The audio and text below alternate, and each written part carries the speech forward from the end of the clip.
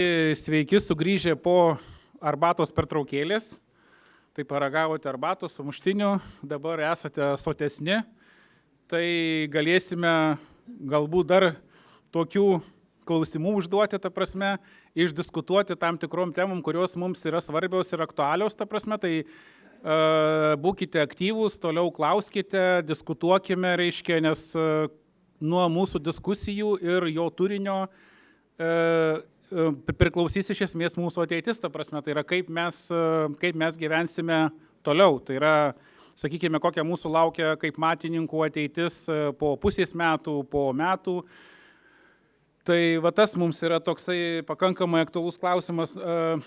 Teisingai, man dar po šiandien dienos viceministrės pasisakymo, man dar kilo toksai klaustukas, ta prasme, o kur yra tas, NŽT lieka, viskas tvarkoja, jinai ten susitraukia, sumažėja kažkiek tai, bet aš taip suprantu, jinai atlieka taip pat toliau tęsia kadastro duomenų bylų tikrinimo darbus, ta prasme, tai yra pagal visą projektą, aš taip įsivaizduočiau, reiškia, toliau dirba toje srityje.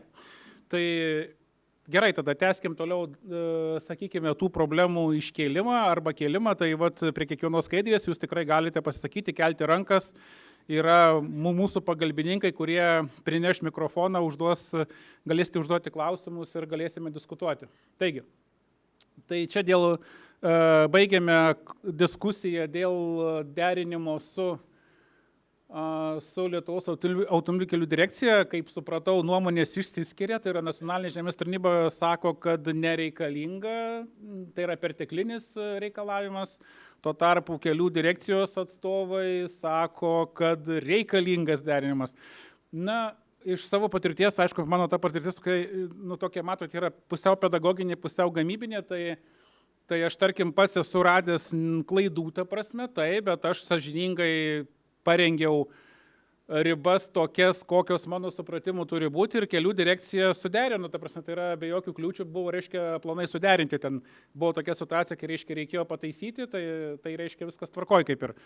Bet manyčiau, kad galbūt tais atvejais, kai ten viskas matininkas mato, kad yra geros ribos, tai yra ten, tarkim, nuo 9 metrai ar ten kažkas tai panašaus, tai tokiu atveju gal būtų mano vertinimu ir perteklinis reikalavimas. Tai aš taip galvočiau.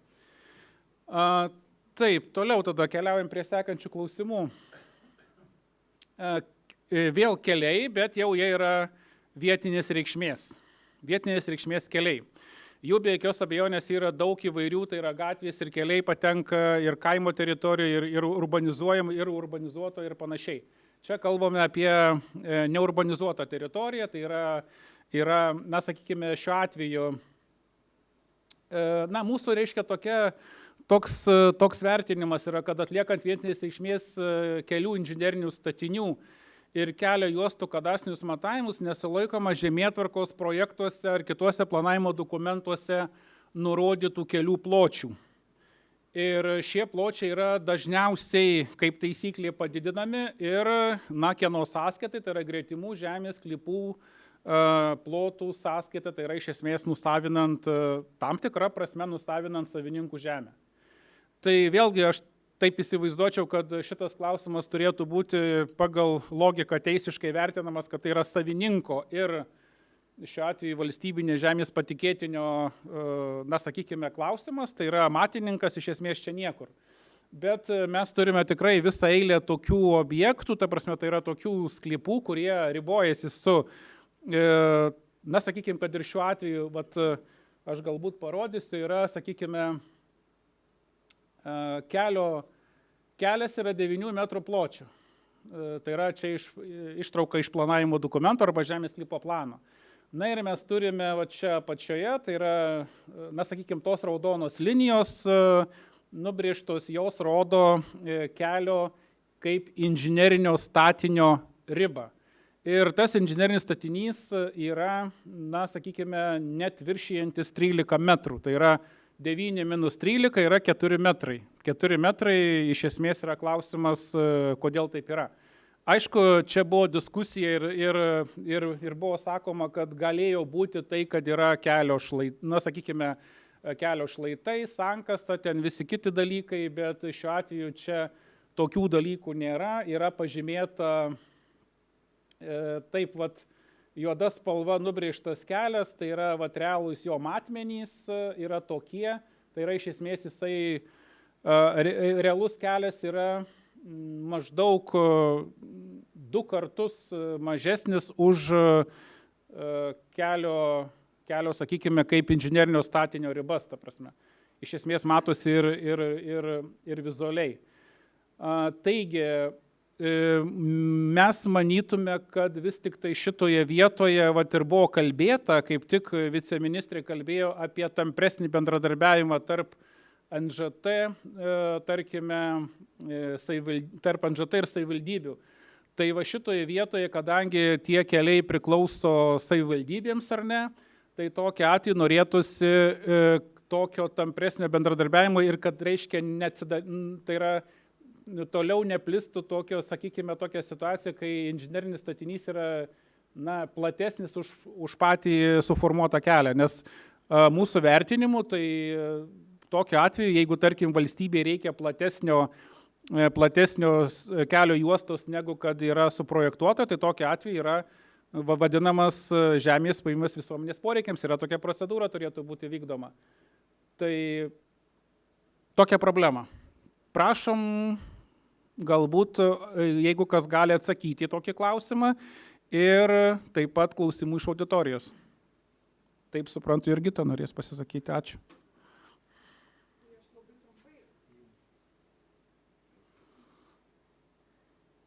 Labai trumpai tada atsakysiu į tą klausimą. Tai tikrai pritarėm, kad matuojant kelio juostas privalo būti laikomasi teritorijų planavimo dokumento sprendinių, bet vėlgi, kas matuoja kelio juostas, matuoja matininkai ir turbūt savivaldybės užgaidų tada neturėtų tenkinti, ne? Paprastai, aišku, juokaudama. Kitas dalykas, nacionalinė žemės tarnyba visiškai nedalyvauja tame procese, kuomet matuojamas kelias kaip inžinerinis statinys. Tai čia yra bėdų, mes jų matom tikrai nemažai ir kuomet jau matuojat gretimą žemės sklypą, atsiranda persidengimai su inžineriniu statiniu, nukeliaujat iki registrų centro ir tiesiog sustojat šitame procese. Tai, kaip aš sakau, išvados nacionalinė žemės tarnyba nerengia, ne? Bet aš matau sprendimo būdą, kol būt gims kažkokie tai teisės aktų pakeitimai ir ta problema bus išspręsta teisėtai, tai tiesiog su kolegomis bendrauti ir bendradarbiauti. Ir jeigu matote, kad kolega matuodamas inžinerinį statinį padarė akivaizdų pažeidimą, ne? Tai turite visus įrankius informuoti nacionalinę žemės tarnybą, kuri vykdo matininkų veiklos priežiūrą apie netinkamai pamatuotą inžinerinį statinį. Tuomet pas mus jau atsiranda įrankis inicijuoti matininko veiklos vertinimą šitoj vietoj. Bet be abejo, mes visada siūlom draugiškai bendradarbiauti ir spręsti tas problemas. Tai jeigu matot, kad vienas kolega galbūt tikrai padarė žioplų klaidų, netinkamai išmatavo inžinerinį statinį, tai tiesiog bendradarbiaukit ir pasiūlykit, gražiuoju, tą klaidą taisyti tam, kad galėtumėt užbaigti savo darbus ir kad jūsų matuojamo gretimo žemės sklypo, kitaip sakant, byla pasiektų finišą, ne?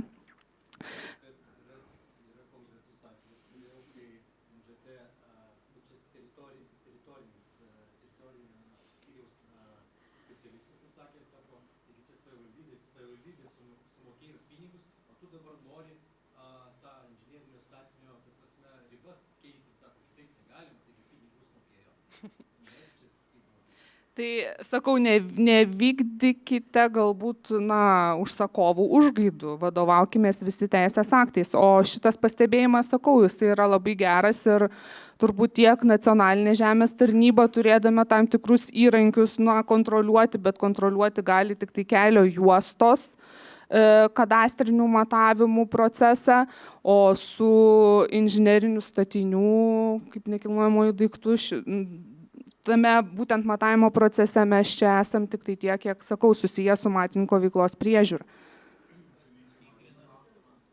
Tai turbūt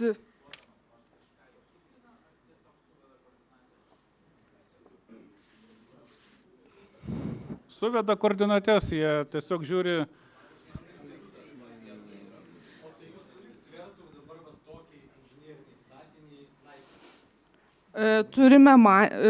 Jeigu mes gauname dabar informaciją, kad matininkas netinkamai išmatavo inžinerinį statinį, inicijuojam, kitaip sakant, matininko veiklos patikrinimo procesą. Tai pasižiūrim, įsivertinam aplinkybės, kreipiamės į matininką, akivaizdžiai matom padarytą pažeidimą, jisai neištaiso, sakykime, ten per 20 darbo dienų, keliauja į komisiją ir priimami sprendimai dėl atitinkamų jo kvalifikacijos apribojimų.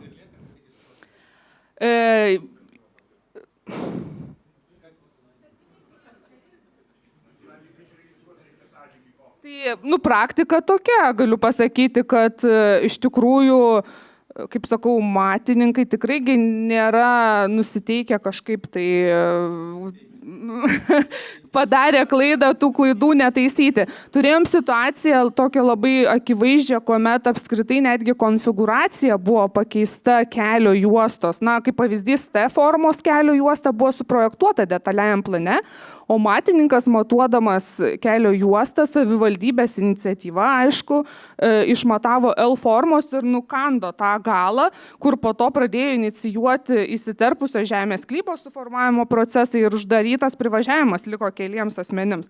Tai be abejo atitinkamai matininko atžvilgių buvo priimti atitinkami sprendimai, bet savivaldybė jau pamačius irgi pati padarytą tokį negerą darbą irgi ėmėsi iniciatyvos tai klaidai taisyti.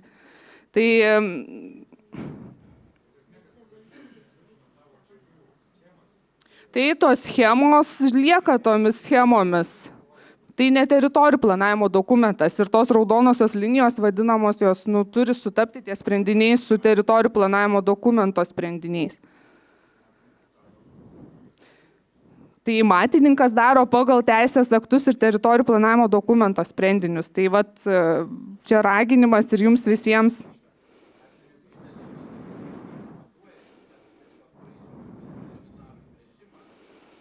Tai tokius matininkus visus reikia, kaip sakant, atsivesti ir pasisodinti turbūt, Aš atsiprašau, biški kitų kampų. Alvato praktikoje buvo teismo nutartis, kuri tiesa pasisakė dėl kelių matavimo taisyklių patvirtintų Žemės ūkio ministro įsakymą. Paskui įvyko integravimas į vyriausybės nutarimą. Ne? Bet toj nutartyje buvo parašyta, kad nepaisant to, kad riboženkliai nėra ženklinami, kviestiniai asmenys turi būti kviečiami ir aktas pildomas. Tai ar mes teisingai šiandien taikom teisės aktus, neženklindami kelio juostos? Nepildydami akto. Ne, palauk, iš pradžių su žemė įsiaiškinkim. Tai kai matuojam žemę, mes vadovaujamės tuo pačiu reformos projektu, mums taisyklės imperatyviai sako pildyt aktą, o ten mes jau pildom, ten yra riboženkliai arba nėra riboženkliai. Bet tokios taisyklės, kad jeigu riboženkliai netvirtinami, aktas nepildomos, jie yra tik tai padalinimo metu, ne? Kai mes jau pertvarkom suformuotą daiktą, tada ir tai mes aktą pildom, o kviestinių asmenų nekviečiam. O kaip čia dabar išeina? Matuojam žemę, akto nepildom ir tai registruojam. Ribų nieks nerodo, registruojam, vyriausybės nutarimo nevykdom. Ar aš kažką neteisingai sakau? Tai ta problema todėl yra, kad šiandien turim tą 522 reglamentavimą, kuriame yra aiškiai parašyta, kad matuojant kelio juostos žemės sklypą ribų paženklinimo aktas nepildomas. O vyriausybės nutarimas sako, matuojant žemės sklypą pildomas. Apskritąją, bendrąją prasme, o jau detalizavimas yra visas techninėme dokumente. Tai tą nesutapimą teisės aktuose numatom, žinom apie tą teismo nutartį, apie kurią kalbate. Ir bent jau nacionalinės žemės tarnybos, ir buvo tokia pozicija, dar Žemės ūkio ministerijai raštu teikėme siūlymus, keisti reglamentavimą 522 taisyklėse. O į statinio kelio juostos turinį gali įeiti kitos naudmenos, žemės ūkio naudmenos, pavyzdžiui? Statinio? gal neteisingai, Kelio žemės sklypo, juosta. kelio juostos. Tai kelio juostos apibrėžimas, yra aiškus kelių įstatyme. Tai Bet jeigu pagal teritorijų planavimo dokumentą yra suformuotas konkretus sklypas ir šiandien ten yra kažkokios kitos naudmenos, arimas, sodas, užstatyta teritorija, ar tai verčia kaip nors kaip skaityti tą kelio plotą kitaip? Neverčia. Kiek aš suprantu, nes jeigu yra 10 metrų kelias žemės reformos projekte, tai nepriklausomai nuo to, jisai įrengtas ar ne, atliekam kelio juostos kadastrinius matavimus pagal žemės reformos žemėtvarkos projektą. O jeigu ten randam kažkokias kitas naudmenas, mes jas tiesiog parodom ir tokią juostą įregistruojam. Taip, taip. Tada vėlgi, o jeigu ta juosta, nes keista, kažkaip sklypai visi nesutampa su teritorijų planavimo dokumentu, o juostos idealiai visos sutampa. Nes jeigu juosta nesutampa, tada turi būti išvada 21 punktas. Tai pradėkim nuo to, kad apskritai kelio juostos nėra suprojektuotos, jeigu kalbam apie žemės reformos žemėtvarkos projektus. Vėlgi ten tik tai yra išvedžiojimai atitinkami, kad jeigu faktinė situacija sutampa su projekte nurodytais sprendiniais, ką kalbu apie plotį kelio juostos, tai tuomet mes galim matuoti pagal žemės reformos žemėtvarkos projekto sprendinius. O jeigu nesutampa, turi būti rengiamas teritorijų planavimo dokumentas, kuriame formuojamas kelio juostos sklypas. Tai dar čia Žemės ūkio ministerijos pozicija buvo dėstoma jau nežinau prieš kiek metų. Gerbiami kelių direkcijos atstovai, kokiu pagrindu jūs matuojate žemės sklypus kelių skirtus? Nes jie nesutampa su teritorijų planavimo dokumentais. Tai aš sutinku, kad teisės aktai truputį persipina. Ir vieni kitiem prieštarauja. Teritorijų planavimo dokumentai, žemėtvarkos projektus minite, ne? Tai ir mes turim valstybinės reikšmės kelius, seniau buvo kelių įstatymė minimalūs kelio juostos pločiai, dabar specialiųjų teritorijų įstatymai įrašyti statinio. Bet tai praktiškai valstybinės reikšmės keliai 99% statiniai sutampa su žemės sklypų formuojamu po keliu.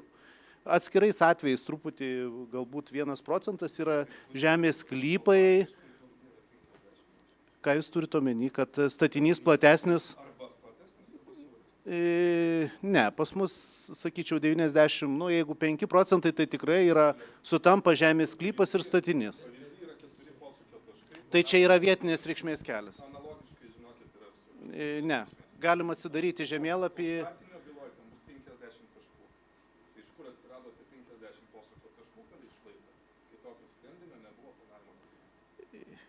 Dabar formuojami žemės sklypai ir statiniai faktiškai sutampa, atskirais atvejais galbūt žemės sklypas gali būti platesnis, jeigu yra numatyta kelio plėtra toj vietoje, sakykime, vieną ar kitą sankryžą rekonstruoti.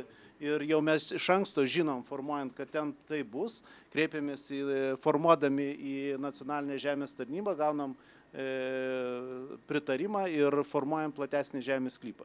Priešingą atveju tikrai taip nėra. Bet ką diskusijoje jūs kalbat ir diskutuojat, kad reikėtų žemėtvarkos projektų vadovautis, tai jeigu žemėtvarkos projekte buvo kažkada, vėlgi, labai senai tas buvo. Numatyta, pavyzdžiui, 8 metrai, 12 ar 14 metrų yra valstybinės reikšmės kelias, kur minimalus kelio juostos plotis turėtų būti 18 metrų, tai reikėtų vadovautis 18 metrų. Arba priklausomai nuo kelio kategorijos, jeigu tai krašto ar magistralinis kelias. Aš dar pabaigsiu mintį. Tai klausimas, ar reikia derinti. Tai jeigu vadovaujatės aukštesnis teisės aktų įstatymų, tai tokiu atveju tikrai jūs gerai padarysit ir bus gretutinis žemės sklypas atitrauktas tiek, kiek priklauso. Ir mes jokių pretenzijų negalėtumėm reikšti. Tačiau jeigu jūs vadovaujatės tik žemėtvarkos projektų, galbūt ne visi ir jie yra idealiai padaryti. Tai tokiu atveju ateityje galbūt susidursim su tam tikrais keblumais ir reiks koreguoti žemės sklypą. Aš norėčiau klausimą užduoti. Ką tik dabar paminėjot, kad tokiu atveju privatus sklypas turi būti atitrauktas. O kokiu pagrindu? Čia nuosavybė. Ką reiškia atiduoti neatlygintinai valstybei, kitam savininkui? Aš sakyčiau taip, atiduoti. Ką reiškia atiduoti? Tai tiesiog žemės sklypas gretutinis buvo suformuotas neteisingai ir mes norim... O kas nusprendžia? Tik teismas gali nuspręsti. Jeigu jis įregistruotas ir yra jau civilinės apyvartos objektas, tai ginčas dėl ribos. Tai tik teismas sprendžia ir negali nei šiuo atžvilgiu patikėti. Paskutiniu metu, jeigu mato teismo nutartis, kelių direkcija kreipėsi ne vieną kartą ginti viešą interesą, formuojant valstybinės reikšmės kelių sklypų ribas ir nei vienos teismo nepralošėm. Buvo kažkur susitarimai, kur savivaldybė sutiko perimti valstybinės reikšmės kelią, kad jis taptų vietinės, tokiu atveju galima formuoti siauresnę kelio juostos plotį, visais kitais atvejais teismas pasisako, gina viešą interesą ir pasisako, kad valstybinės reikšmės kelio juosta turi būti suformuota tokia, kokia yra numatyta įstatyme. Jeigu mes vykdom rekonstrukciją, kapitalinį remontą, tokiu atveju jūs teisus 100% pritarėm, kad reikalingą žemės sklypą mes turim paimti visuomenės poreikiams ir iš fizinio ar juridinio asmens išpirkti. Bet žiūrėk, pratęsk. Tai dabar žemė grąžinta savininkui. Su klaida. Neteisėtai nėra nutarties. Jis gali parduoti, jis gali perduoti, jis gali daryti, ką nori. Paskolą pasiimti. Žemė grąžinta savininkui. Konstatuojam, kad statinys, kaip mes su jumis buvom susitikę, kad statinys neišsitenka toj kelio juostui ir yra poreikis vadovaujantis konstitucija, kelių įstatymo, statinio elementus įtraukti į viešą teritoriją, atimant iš savininko. Nes jo plotas mažėja. Žemė nuo to neišsiplečia. Tai klausimas, kokių veiksmų jūs perimat žemės dalį? Kad pamatuojamės gerai, reformos projektą mes čia susitarsim, taisyti, netaisyti. O kaip jūs žemę pasimėt? Tai vėlgi, ką reiškia paimam? Mes nieko nepaimam. Mes vykstam į faktinių aplinkybių nustatymą, ar mes inicijuojam, ar nacionalinė žemės tarnyba inicijuoja faktinių aplinkybių nustatymą. Labai dažnai kviečia, jeigu atvyksta ir jūs, ir matininkus, ir mes žiūrim, kur kelio riba turėtų būti pagal įstatymus. Ir pripažįstam arba sakykime, ir kad vienaip ar kitaip padaryta galbūt klaida. Dabar turės mažiau plotų. Klausimas, kokiu mechanizmu mano užsakovo plotas pereina į jūsų jurisdikciją? Šitoj vietoj, kiek mano žiniomis, nacionalinė žemės tarnyba dalį lėšų dėl prarasto ploto, jeigu taip yra, kompensuoja. Aišku, kitas klausimas, ar įkainis kompensavimas yra teisingas, tai negalėčiau pakomentuoti. Aš matau nutartyse teismo, kai teismas pasisako, kad žmogaus sklypas yra neteisingai suformuotas. Tikrai, mano manimu, tas vertės, žemės sklypo vertė, kuri priteisė teismas, yra labai menka ir netgi geriau jos ir nebūtų netgi. Nes tik tai turbūt piktina žmonės, bet tokie teisės aktais, mes turėtume vadovautis teisės aktais. Tai tokie teisės aktai, kaip sakau, kelių direkcija žiūri iš savo prizmės, tarnyba žiūri iš savo prizmės ir tikrai nėra masinio tokio, kaip aš sakau, nacionalizacijos proceso vykdymo, niekas nepriema sprendimų, ta prasme, tokių drastiškų, jeigu nėra teismo nutarčių kiekvienu atveju. Tai ir tikrai daug įdirbio buvom įdėję ir su kelių direkcija, daug diskusijų turėjom, daug raštai susirašinėjom. Ir problema šitų atveju, jeigu jinai yra iškeliama, jinai sprendžiama būtent individualiai. Žemės ūkio ministerija dar buvo tuo metu išdėsčiusi savo tokią poziciją.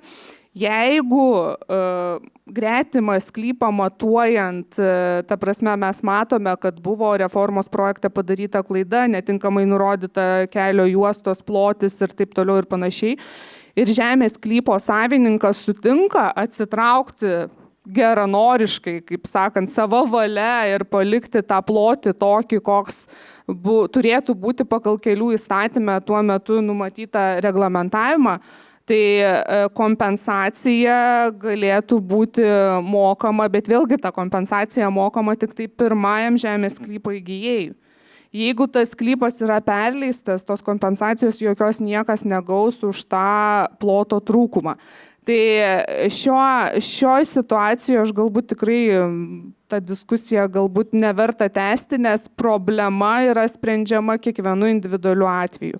Turim daug teismo nutarčių, be abejo, kaip kolega iš kelių direkcijos sakė, visais atvejais, kur buvo besikreipta ginti viešą interesą, visais atvejais teismo sprendimai yra tokie, kad yra naikinamas žemės sklypo suformavimas, kadastriniai matavimai ir taip toliau, ir žmogui priteisiama keliasdešimt eurų kompensacija.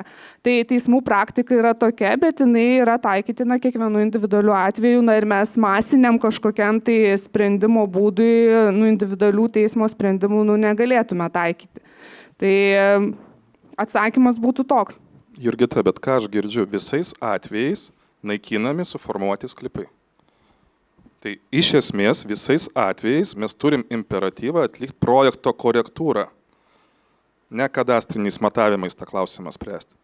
Tai jeigu reikia atlikti reformos projekto patikslinimą, turi būti atskiras administracinis aktas su nustatytais, patikslintais tam plotu ir kitais duomenimis. Tai tikrai visiškai teisus esi, Tomai, pats, jeigu jau savininkas sutinka geranoriškai atsitraukti, sakykime, yra kažkoks tarpusavio susitarimas, vadinasi, matininkas rengia visą medžiagą pagal nuostatų 21 punktą, kreipėsi į Nacionalinę žemės tarnybą, Nacionalinė žemės tarnyba priima sprendimą tikslinti toje vietoje žemės reformos žemėtvarkos projektą ir tuo pagrindu toliau tęsiami kadastriniai matavimai ir panašiai. O jeigu savininkas nesutinka? Tai, sakau, problemos sprendimo būdas ieškomas individualiai, ne keliauja į teismą. Tai stabdom kadastrinių matavimų iš esmės nustatymą, nes jie prieštaraus tada išviešinto kelio ribom. Aš galiu pasakyti, kad mes nestabdome kadastrinių matavimų, nes esmė yra tokia, kad jeigu jie atitinka teritorijų planavimo dokumento sprendinius, kadastrinių matavimų bylos yra derinamos. Stos paskui registrų centre, ne? Nes vieno rinkinio. Ar dabar sustos, ar paskui jūs rašysit išvadą 125, kad blogai pamatuota?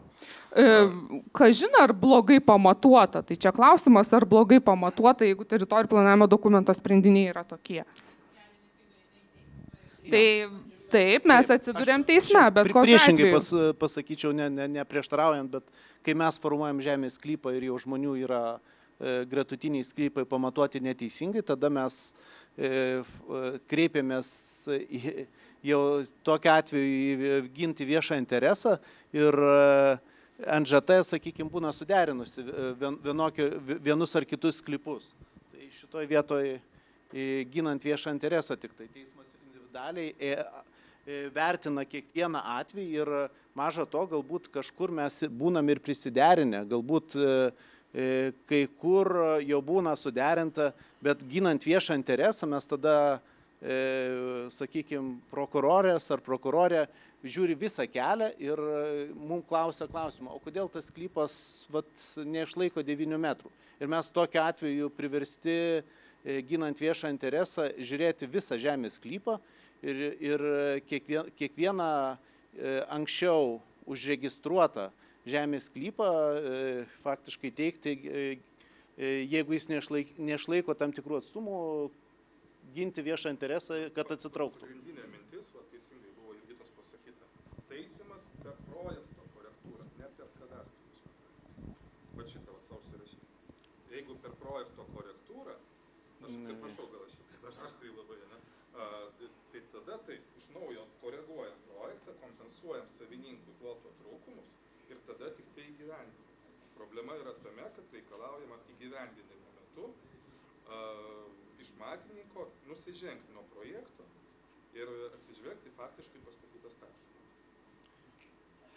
Tai turbūt didžioji dalis problemų nebūtų problemomis, jeigu, sakykime, tie patys teisės aktai Lietuvoje vieni kitiems neprieštarautų savo laiku.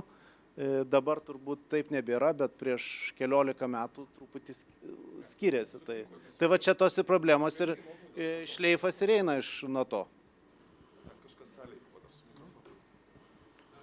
Čia Arvydas Žižiūnas dabar, biški nori pasakyti.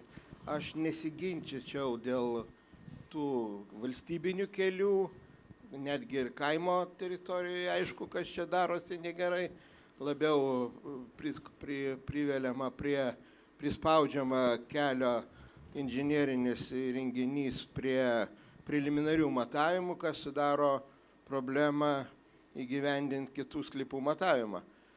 Gaila, kad tas pats matininkas šiandien matuodamas žemės sklypą, o po to tapęs savivaldybės atstovo matuojant kelią arba gatves, užmiršta teritorijų planavimo dokumentą pažiūrėti. Pavyzdžiui, paimkim sodo bendrijoje. Mano atveju buvo taip, kad reiškia, mes pamatuojam sklypą, jisai buvo, aišku, nepilnai įteisintas, sutvarkom dokumentus, suderinam su NŽT ir žmogus toliau tvarkosi ir tuo momentu užsikelia kelio kaip statinio dokumentas į registrų centrą ir man rašo pasitrauk nuo kelio. Tai ašgi keliui palikau pilną situaciją, kad jam užtektų to kelio, o čia pravažinėjimo vietą ima ir užmatuoja, nematydamas absoliučiai teritorijų planavimo dokumento sprendinių. Aš pasigendu NŽT veiksmų statinių matavime ir sklypų matavime nėra bendro vardiklio. Tiesiog NŽT parašo man, kad statinys atliktas gerai, darbas atliktas, nors prieš tai pati suderino, savivaldybė atrašo man raštą, kad kelią gerai pamatavo, o aš matau, kad negerai. Skųsti, eiti į teismus, taigi jau dvi institucijos prieš mane žaidžia. Savininkui, sako, aš neturiu tiek lėšų eiti ir teismautis. Taip, kad šitoj vietoje reikėtų labai aiškiai įspręsti tą problemą.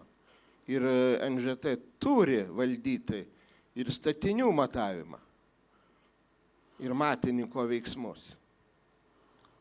Ačiū. Dėkui, Arvydai, dėkui.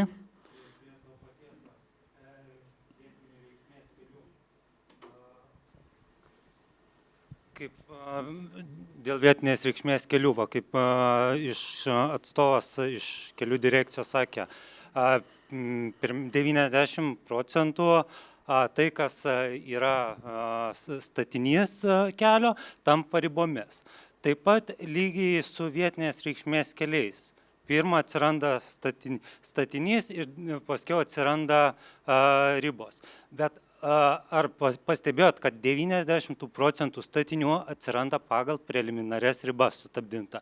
Visi tie likę 10%, jie būna nebent tie sklypai nukirsti, kurie nesueina gražiai į juostą. Tai kur, sakykime, kai kadastrinius matavimus tikrina, kontrolę daro NŽT, bet šičia viskas eina per registrų centrą. Kokią kontrolę tada atlieka registrų centras? Šiaip registrų centras kontrolės iš esmės netlieka, tai čia yra pačio matininko, manyčiau, kompetencijoje parengti kelio statinio kadastro duomenų bylą, tai jis ir priima sprendimus, ta prasme, be jokios abejonės. Ir yra diskusija, kad reiškia tikriausiai, sakykime, savivaldybės užsakyme tie kelių pločiai yra didesni negu kad žemėtvarkos planavimo dokumentuose, čia visai ir esmė ir yra. Ne visai taip, Aurelijus. Statiniai, jie nėra formuojami matininko. Matininkas parengė bylą. Faktinis statinio suformavimo momentas yra savininko kažkoks dokumentas, ne? Ar deklaracija, ar statybos leidimas, ar kažkoks, kelių atveju, nežinau, turėtų būti kažkoks kitas statinio savininko dokumentas, kurio pagrindu pats savininkas, nematininkas, kreipėsi į registrų centrą, jau prieš tai patikrinęs turinį vietovėje, ne? Ir įregistruoja, išviešina statinį. Tai sakyti, kad matininkas atsakingas už statinio suformavimą, aš tikrai nedrįščiau. statinį formuoja ir nuosavybės teisės išviešina savininkas. Tai vadinasi, tas savininkas, jis irgi kažkaip turi tikrinti, ar jam matininkas gerai padarė matavimus. Tai toj vietoj vat ir yra, ta prasme, kad savivaldybė iš esmės matyti nepatikrina to, sakykime, tų reiškia duomenų, kuriuos nustatė matininkas, o NŽT netikrina aplamai, nes jiem nepriklauso, reiškia, pagal kompetenciją tikrinti ir gaunasi, kad registrų centre yra registruojami kelio inžineriniai statiniai tokie, kokius matininkas juos aprašė savo kadastro duomenų byloje. Tai ko gero, tada perinam prie, dar va teisingai, dar aš vieną turiu, reiškia, tokią pastabėlę. Čia buvo Jurgitos sakyta, kad tokiais atvejais reikėtų kreiptis į NŽT ir NŽT, reiškia, sprendžia tokį klausimą. Aš, pavyzdžiui, čia yra mano asmeninis objektas ir aš kreipiausi į NŽT, sako, mes neturime svertų kažkaip tai nuginčyti tų ribų, kurios čia yra. Tiesiog jūsų čia specialisto netgi skyriaus vedėjo atsakymas, ta prasme, tai yra iš esmės, sako, mes neturime svertų, kaip tą vadinamą statinį susiaurinti iki to vadinamo bent jau projektinio pločio. Tai va. Tai čia toksai tiesiog reiškia komentaras, nes, taip tiesiog buvo, čia yra tokia situacija. Toliau periname galbūt prie kitų klausimų, tai irgi su keliais susiję čia yra tokia, kad reiškia, čia iš esmės buvo ir pasakyta, kažkurio tai kolegos Arvydo tikriausiai buvo reiškia paminėta, kad mes dar vis turime tokių šiandien, čia sakau, ne prieš 10 metų pamatuotų inžinerinių statinių, kurie yra iš esmės, sakykime, paimti pagal ortofotografinį žemėlapį. Ir tai praktiškai sukelia tam tikras problemas, nes įsivaizduokite, jeigu, tarkim, tas statinys kerta žemės sklypą, jisai turėjo būti šalia, bet kerta žemės sklypą, nes tos vėžės yra, tarkime, viduryje žemės sklypo, reiškia, aš turėčiau teisiškai formuoti 2 žemės sklypus, nes iš esmės per inžinerinį statinį aš negaliu atlikti matavimų. Tai va toj vietoj vėlgi mes susiturėm matininkai su tokiom problemom, aišku, čia atrodo galbūt kosmosas, bet tokių situacijų yra. Tai čia, aišku, pavyzdžių neturėsiu dabar. Toliau. Čia buvo kalbama apie privažiavimus prie žemės sklypų, reiškia, tai yra nebuvimas privažiavimų prie žemės sklypų, tai, kiek mums tenka susidurti, pasitaiko tokie atvejai, kai pavyzdžiui, tikriausiai visi beveik žinome, kad atliekant žemės sklypų projektavimo darbus, žemėtvarkos projektuose, agrarinėse teritorijose, jeigu prie, tarkime, krašto kelio yra formuojamas sklypas, tai praktiškai niekada nebuvo planuojama joks privažiavimas. Šiandien dienai, kai mes, tarkime, ypač kai rengiame kaimo plėtros projektus arba žemės sklypų formavimo pertvarkymo projektus, automatiškai atsiranda būtinybė projektuoti įvažiavimus, tai yra įvažas vadinamas. Ir aišku, Lietuvos automobilių kelių direkcija tokių leidimų formuoti įvažas, sakykime, dažnais atvejais nesuteikia tokių, reiškia, leidimų, kadangi motyvuojat ten tam tikrais atstumais, kurie priklauso tarp įvažų, kokie gali būti minimalūs, reiškia, atstumai tarp reiškia, projektuojimų įvažų. Ir šiuo atveju, ta prasme, tada mes kaip projektuotojai, matininkai, privalome ieškoti kito privažiavimo kelio ir kaip taisyklė mes turime daryti per kitus privačius žemės sklypus. Tai va šitoj vietoje mes tikimės, kad sakykime, jeigu bus žemės įstatymo tie pakoregavimai patvirtinti, tai tokiu atveju galbūt dalinai išspręs šitą klausimą. Bet jeigu yra per privačius sklypus, tai tokiu atveju tikriausiai klausimą sprendžia tik tai savininkai. Ta prasme, tai yra iš esmės žemės sklypo savininkas, kuriam reikia privažiavimo, ir žemės sklypo savininkas greta esantis, per kurį yra planuojamas privažiavimas, nes praktiškai tokių dalykų, kad būtų valstybinė žemės, nėra. Iš esmės yra kelias, greta sklypas. Kaip šitą klausimą įspręsti, mūsų manymu yra klaustukas, ta prasme, nes čia yra privataus žmogaus, sakykime, sutikimo reikalaujantis dalykas. Ar aš gerai suprantu? Toliau, dar čia truputėlį dėl valstybės miškų kadastro, žodžiu, tai esmė yra tokia, kad šiandien dienai mes turime valstybės miškų kadastro erdvinių duomenų rinkinį, kuris yra suformuotas kai kuriuose vietose iki, sakykime, pakankamai prastų tikslumų, tai yra 15-20 metrų, taip čia irgi nėra iš piršto laužta, paskui galėsiu parodyti ir pavyzdėlį. Tai yra didelės paklaidos, todėl dėl šių paklaidų pamiškėse esančių sodybų, namų valdų ar ariamos žemės savininkai net nežino, kad jų kadastro duomenų išraše jau egzistuoja, sakykime, miškas, toksai kaip arba miškų plotai. Nors tuose sklypuose niekada nei buvę, nei yra to miško reiškia. Tai vėlgi šiandien dienai pagal galiojantį teisinį reglamentavimą žemės sklypo savininkas, kaip ir čia buvo minėta, turi susiieškoti miškotvarkos projektus rengiantį asmenį, reiškia, kuris atliks, sakykime, tų duomenų tikslinimo darbus, galima taip ir. Tai mūsų manimų tai yra valstybės užkrauta duomenų tikslinimo našta yra ant privataus, sakykime, asmens, tai yra žemės sklypo savininko, kas mūsų manimų galimai yra neteisinga ir galimai pažeidžianti konstituciją. Tai yra iš esmės žmogus turi savo reiškia, klausimą, savo nuosavybės apgynimo klausimą spręsti, reiškia, investuodamas papildomus pinigus.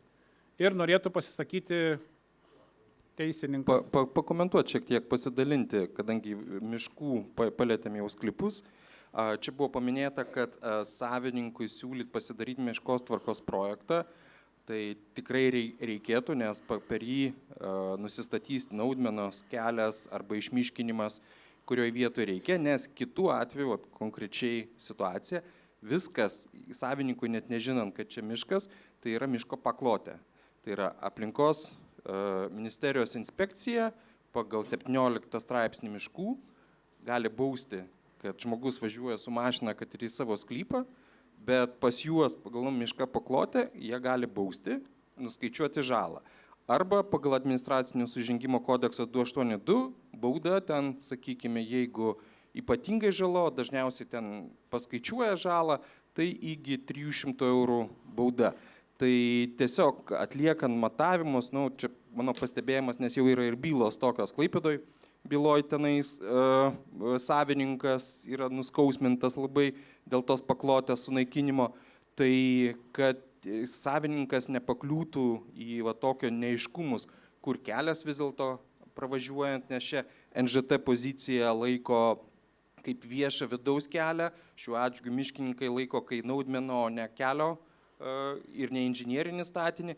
Tai pirmiausia, tai mano pasiūlymas, tai per miškotvarkos projektą nusistatyti viską, kur matytųsi, kur jeigu realiai nėra miško, o miškų kadastro yra, tai išmiškinimo procedūra, kur jis nori pravažiavimą kaip naudmeną pasidaryti, irgi susiprojektuoja, tada neatsiras pas jį problema. Čia tiesiog pastebėjimas, kad miško savininkai pakliūna į tokią visai nenumatytą jiems problemą, kai naudmenų tiksliai nežino kur.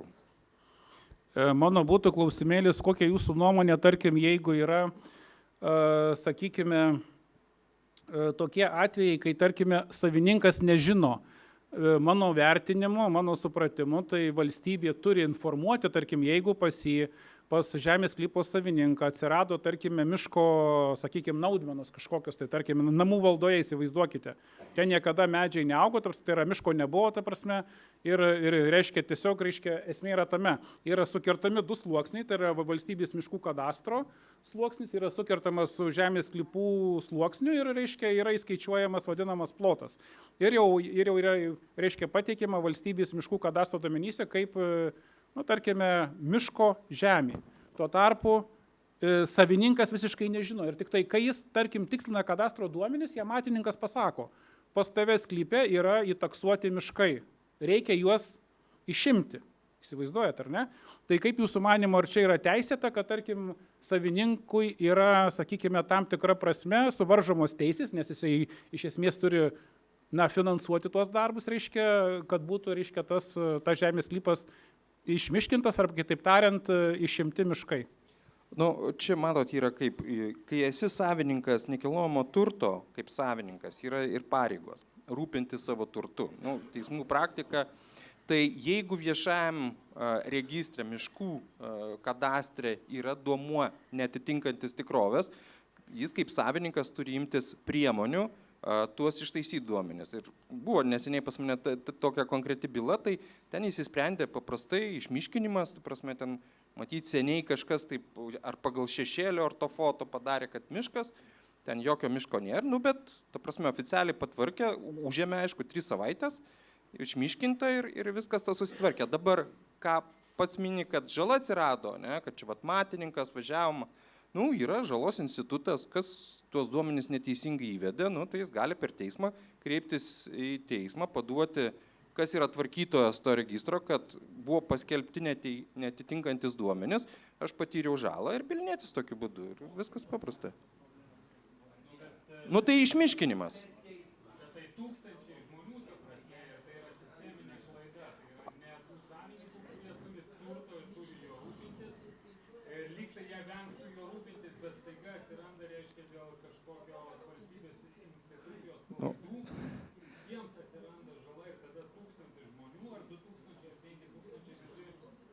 Ne, nu, žiūrėkite, nu, imkim realų faktą, ne, tai jeigu viešajam registrui yra toks duomuo, jis pats nepasinaikins, ne, kažkas tai turi imtis iniciatyvos. Savininkas visą laiką suinteresuotas, ne, tai šiuo atžvilgiu, jeigu jis mato, kaip ir, pavyzdžiui, nekilnojamo turto registre būtų netikslus duomenys, nu, jis imasi iniciatyvos tuos duomenys tikslinti.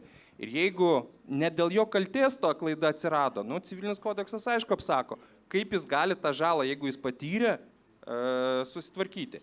Kito kelio, kaip jūs įsivaizduot, kas turėtų tada tvarkyti? Mūsų manimų turėtų būti, reiškia, supaprastinta tvarka, bent jau, sakykime, veikia, kai yra maži persidengimai, tai tokiu atveju mes kaip matininkai kreipiamės į valstybinę miškų tarnybą su, sakykime, duomenimis, tai yra teikiame vadinamą, pavyzdžiui, šiaip formatu duomenis pridėti miškus, išimti miškus ir jie yra pataisomi. Bet mes kalbame, pavyzdžiui, apie tą variantą, kai čia yra, tarkim, vat, pas mane 15 metrų yra, tarkim, tokia situacija, kai 15 metrų reikia pridėti, ta prasme, arba išimti, įsivaizduokite, tai tokiu atveju jau reikia miškininko paslaugų specialiai, ta prasme, automatiškai procedūra labai prasitėsi, ta prasme, tai yra iš esmės, ar nebūtų taip galima supaprastinti tą procesą, kad, tarkime, miškininkai, tai yra valstybinė miškų tarnyba šiuo atveju, kadangi jinai tos duomenys tvarko čia. Reiškia, ar jinai negalėtų priiminėti sprendimus po matininko prašymo, tiesiog reiškia, arba savininko gali būti, bet tai ne su miškotvarkos projektu, kažkokiu tai miškotvarkos, reiškia, darbais, kurie reikalingi. Tai nebūtinai miškotvarkos projektas. Šiuo atveju, kai pas mus minėtų byloje nebuvo daromas miškotvarkos projektas, matininkas nustatė faktinę aplinkybę, kad miško nėra. Ir savininkas kreipėsi, kad vat yra matininko tokie pamatavimai, duomenys neteisingai ištaisyti. Aš nežinau, gal neteisingai supratau, kad per miškotvarkos projektą aš tik siūlyti savininkams susitvarkyti, kad ateityje nebūtų iš vis kaip naudoti tą miško plotą. O šį čia tai pilnai, tik tiek, kad matininkas, nu, jis netvarko savininko teisių, tai yra valios išraiška, bet kokiu atveju turi padaryti savininkas. Jūs nustatėt faktinę aplinkybę, pasakot jam, žiūrėk, šitokia yra situacija, nu, jūs aišku parašysite, kas kitas, bet jo vardu pateikiama, kad išmiškinkite, pakeiskite duomenis. Taip, tai va dabar, na, reiškia, įgyvendinant šitą dalyką, tai yra, susidūrėme dar su viena problema. Čia yra, ką tik tai gautas, pats gavau, reiškia, iš valstybinės miškų tarnybos atsakymą, tai yra prieš daugiau kaip mėnesį buvau pateikęs prašymą patikslinti valstybės miškų kadastro duomenis, bet jie jau sako, mes nesuspėjam. Reiškia, jie atrašo, kad, reiškia, terminą tęsiam, reiškia, dėl didelio darbo krūvio. Kaip, reiškia, buvo, reiškia, vat, aš esu pats asmeniškai kalbėjęs su kadastro skyriaus vadovu, reiškia, miškų tarnybos, tai tuomet, aišku, čia buvo prieš kelis mėnesius, sako, siūskit, mes viską pataisysim, ta prasme, ir labai operatyviai. Tačiau taip suprantu, kad, na, mūsų matininkų yra ne vienas, tai yra daug tokių siunčiančių, automatiškai valstybinė miškų tarnyba nesuspėja atlikti tų, reiškia, koregavimo darbų. Tai yra dar viena tada, reiškia, problemėlė. Turėtų valstybė numatyti lėšas toms problemams tvarkyti arba tikslinti tuos duomenis. Nes, tarkim, tais atvejais, kur čia yra krašte, sakykime, pateikti, tai čia yra pakankamai nedideli pokyčiai, tai yra, pavyzdžiui, 85 cm ir panašiai, tarkim, netitinka tos vietos ribos, tai tokie atvejai, tokios problemos yra taisomos su matininko prašymu. Tai čia kaip ir, bet ir tai irgi susijęs su valstybinės miškų tarnybos specialistų darbo trūkumo, kadangi dėl tokios klaidelės man reikia laukti mėnesį, 2, 3, ta prasme, kol bus patikslinti kadastro duomenys. Tik tai čia, aš jau nekalbu apie kitus.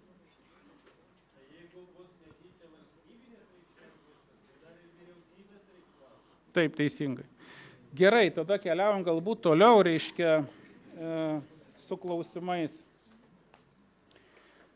Toliau kitą turime problemėlę, iš tikrųjų tai yra dėl geodezinio pagrindo. Ypač vietinio geodezinio pagrindo, ta prasme. Kai kurie teritoriniai skyriai reikalauja griežtai vadinamų geodezinio ėjimo schemų. Mes apie tai kalbame, nežinau, jau gal 30 metų, gal ne 30 metų, kokį 10 metų tikrai kalbame, tai yra buvom kalbėję ir apvalaus stalo diskusijų 13 metais, 19 metais.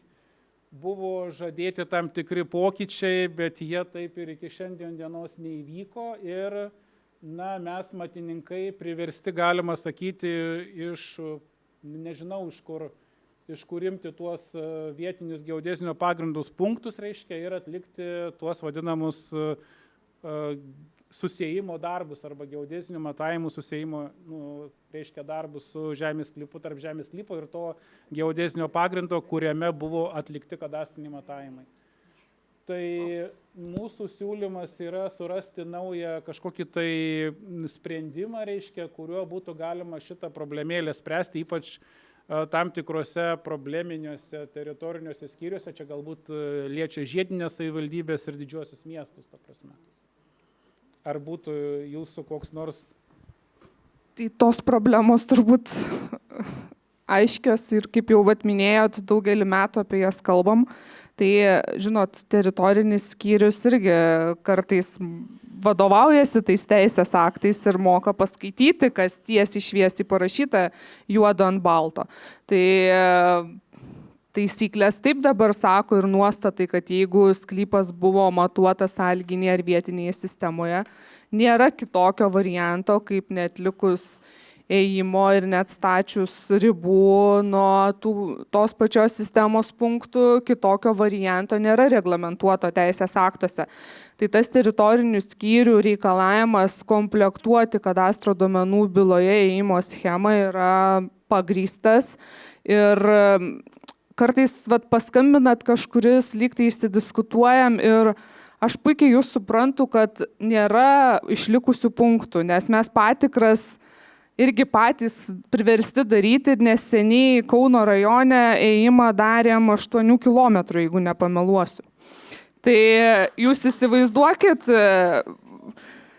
ir tikrai yra galimybė tam tikrose situacijose matematiškai atstatyti tas ribas, įvertinti stabilius vietovės objektus ir praktikoje tas taip ir daroma. Bet kol nėra pakeistas reglamentavimas, turbūt pyksit ar nepyksit ant tų teritorinių skyrių, kurie reikalaus iš jūsų tų ėjimo schemos, jie turi teisinį pagrindą tą daryti. Bet tikrai matom tą problemą ir aš manau, kad turbūt ir aplinkos ministerija pritars, kad diskutuokim, kaip aiškiai reglamentuoti taisyklėse 30 punkte alternatyvą, kuomet jeigu negalim padaryti ėjimo arba jį netikslinga daryti, kaip kitokiu būdu matematiškai galėtume atstatyti tas žemės sklypo ribas. Ką jūs ir šiandien sakėt, jūs kvietėt visus mus kartu sėsti ir diskutuoti. Tai aš ir čia mačiau Vilnius Tech universiteto atstovus, tai aš manau, kad šiuo atveju mums galėtų pagelbėti mokslo srities atstovai ir kaip čia patarti, kokias formulės reikėtų naudoti ir jas įdėti tikriausiai į teisės aktą. Bet tą klausimą, tai žinot, kiek aš stoviu prieš matininkų auditoriją, tai tą klausimą tiek aš ir matau kiekvieną konferenciją.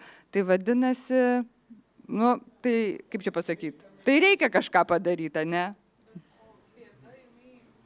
Jo, bėda didėja, nes tų punktų, aš suprantu, mažėja. Taip, punktai mažėja. O kas savininkas punktų? Reiškia, man teko susidurti su statybininkais, kelių statybininkais, tai jie sako, tai man netgi atsiunčia nuotrauką, sako, va štai mes sako, kas čia Dubergelžgalis, sakau, čia geodezinis punktas, sako, nu tai va, radom prie medžio, reiškia, iškasėm, dabar sako, kažkur tai išvešim į metalą priduosim. Aš, žinokit, girdėjau ir kitokį variantą, tai čia, nu, kaip iš anekdotinės situacijos, sako, žinokit, mes nieko jam nepadarėm, mes jį iškasėm, nunešėm ir perkasim ten už 5 metrų. Taigi mes jį lygiai taip pat gerai apkasim, kaip ir buvo. Tai geriau jau jūs jo nekaskite tenais už tų 5 metrų, ne? Nu, bet tai čia sakau, čia anekdotinės situacijos, bet mes iš tikrųjų girdim tą problemą ir jau sakau daug metų ir matyt, kaip ir Jurgita sakė, lenkiu galvą prieš NŽT, jeigu jie šitokio ilgio ėjimą atsistatė, bet nu, tikriausiai ne visi nori tuos ėjimus atsistatinėti. Porą komentarų galima. Žiūrėk, pirmas dalykas dabar, kodėl punktai naikinami? Nes jie nėra apskaityti, ne? Niekas nežino, kur jie yra. Nu, ta prasme, aš žinau, dar kažkas žino. Daugiau niekas nežino. Tai jie nėra įtraukti į valstybinį duomenų rinkinį, kadangi tai yra savivaldybės duomuo. Automatiškai, jeigu jis nėra įtrauktas į valstybinį rinkinį, jis nėra įtrauktas į techninį projektą. Ir techninio projekto metu niekas jo nemato ir priimami sprendiniai faktiškai juos naikinti. Dar daugiau, mes kolegos atliekam topografinius matavimus, aš nemačiau nei vienoje topografiniai nuotraukoje vietinio pagrindo punkto arba sieninio reperio. Yra sutartiniai ženklai, mes juos matom, bet mes jų nematom ir visiems tinka. Dabar pereinant konkrečiai prie temos, žinoma, siūlysim kaip išspręsti, bet šiandieninis reglamentavimas, jisai sako, ten nėra jokių teodolitinių įėjimų. Atsidarykite 30 punktą. Jie turi būti susieti su tuo paties pagrindo taškais. Aš geodezijoje susijimo žinau daug būdų, žinau tiesioginį matavimą, žinau lokalizaciją, mes GPS prietaise turim lokalizacijos funkciją, mes galim pereiti į tą vietinę sistemą, lokalizuotis pagal tų punktų reikšmės ir su juo tiesiog atlikti fizinius matavimus. Antrasis momentas, ką dar norėjau pažymėti, tai Jurgitos tie minimi N kilometrų matavimai, jie prieštarauja pačiai 522 tvarkai, nes ten parašyta, kad maksimalus atstumas iki vietinio pagrindo punkto yra 800 metrų.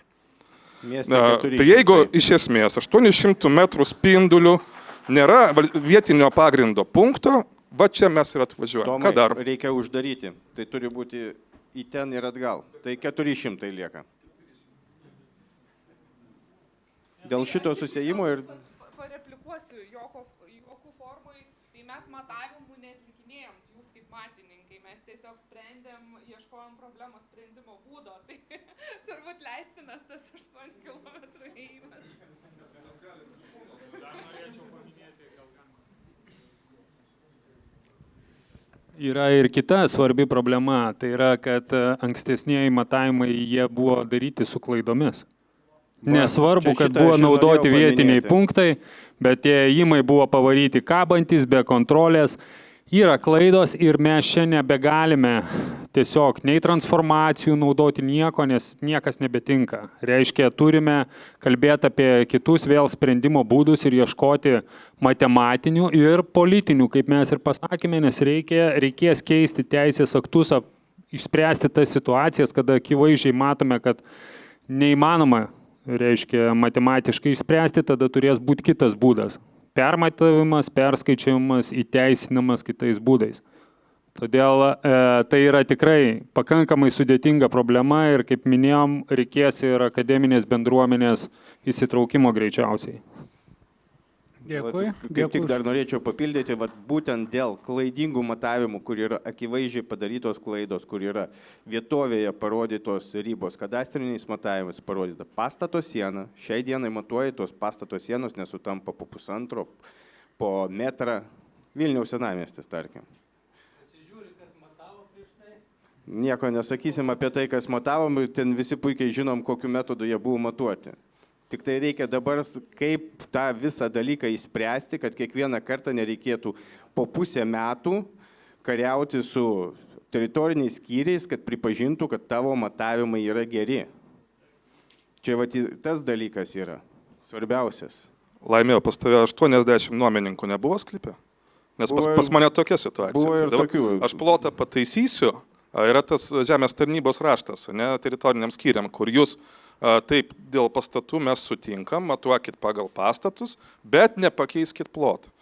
Nu, va toks. Tai kaip mum matuoti pagal pastatus, ištaisant klaidą, mes tada įsiveliam į ploto korektūrą, atsiranda dar valstybinė žemės sklype, o per 30 metų čia atsirado savininkai, nuomininkai, įvairios ten kurijos ten ir taip toliau ir panašiai. Ne? Ką daryti matininkui šitoje situacijoje, kai plotas nesutampa ir vietinė riba blogai pamatuota, kerta 14-15 amžiaus, ten, nu gerai, 17 amžiaus statinius.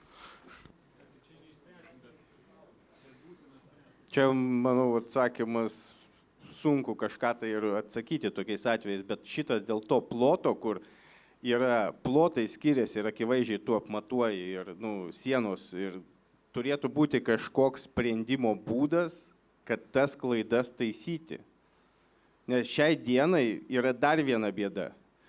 Ateina daryti, formuoti sklypą greta. Formuoja greta sklypą. Formavimo pertvarkymo projektas ten dar gretinasi prie tų pačių vietinių koordinačių. Ir kartojamos klaidos, nes negalima Vilniuje, jeigu neklystų, yra vieną projektą yra padarę mano žiniomis, kur mes nesigretinom prie ribų, jau esamų. O mums liepia gretintis prie vietiniai sistemoje pamatuotų sklypų.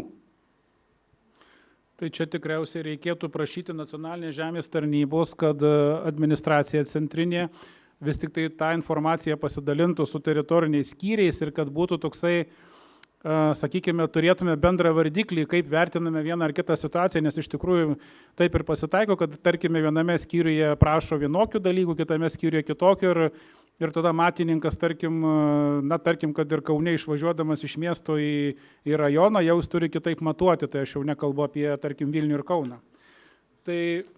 Tai mes prašytumėm, reiškia, tiesiog šiuo klausimu tikriausiai vėlgi diskusijos su nacionalinė žemės tarnyba, kaip būtų galima galbūt ir su akademinė bendruomenė, kaip būtų tą klausimą galima išspręsti, nes iš tikrųjų tai yra pakankamai opus klausimas, kas liečia didelius miestus ir žiedinės savivaldybės. Toliau pereisime prie sekančio klausimų, tai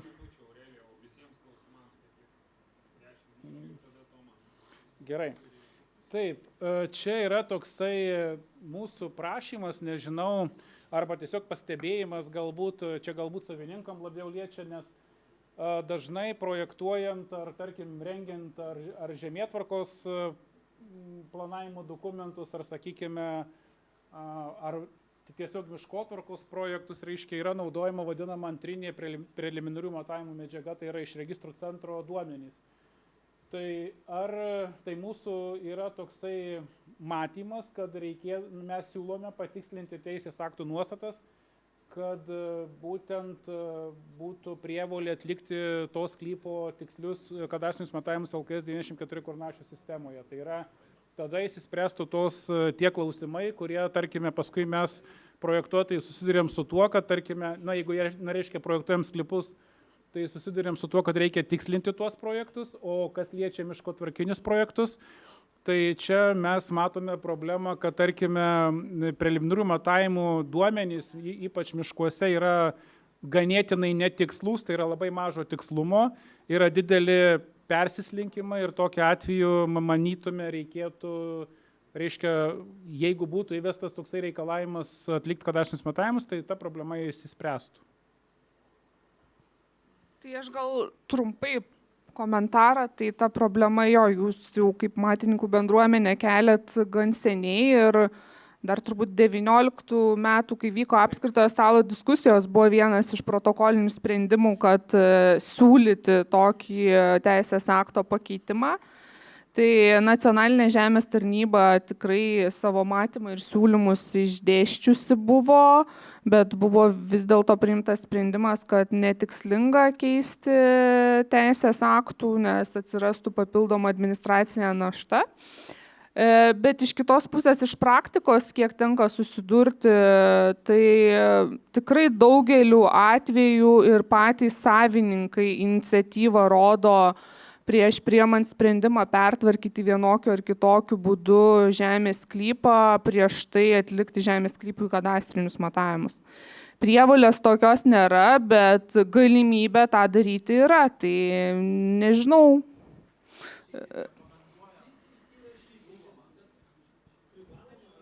Tai aplinkos ministerija man kužda čia, kad apsvarstys dar tą klausimą kaip politikos formuotoja ir galbūt Žemės ūkio ministerijos poziciją pakeis arba liks prie tos pačios. Tai... Ir kompleksiniuose projektuose irgi. Taigi viceministrė jums pažadėjo, jūs matėt viceministrės planus ir antras etapas teisės aktų peržiūrėjimas. Tai peržiūrint teisės aktus svarstysim. Dėkoju, labai gerai, ačiū. Toliau sekantis klausimas, čia yra galbūt registrų centrui labiau skirta, tai klausimas yra toksai, šiandien dienai registrų centras reikalauja žymėti planuose visas tvoras ir kitus inžinerinius statinius, nesvarbu, jie yra ten registruoti, neregistruoti ir panašiai. Tai mūsų manimų, kad vis tik tai toksai, tai yra pertekliniai reikalavimai, ypač tarkim kažkokius tai neregistruotus, o gal jis yra laikinas, tai va čia mano supratimu reikėtų ko gero vertinti tai, kad arba jis yra laikinas, jeigu yra laikinas statinys, tai jokiais būdais ne, jeigu jis yra tikras statinys, tai yra turi, sakykime, statybos darbų metu sutvertas inžinerinis statinys, tai tokiu atveju ko gero reikėtų žymėti. Tai mano būtų toksai komentaras, kaip kolegos galvoja. Leisk, aš biškiai kitų kampų pasuksiu. Mintis tame, kad pats registrų centras, jis ten neįbrėžia nieko. Braižom planus sudarom mes.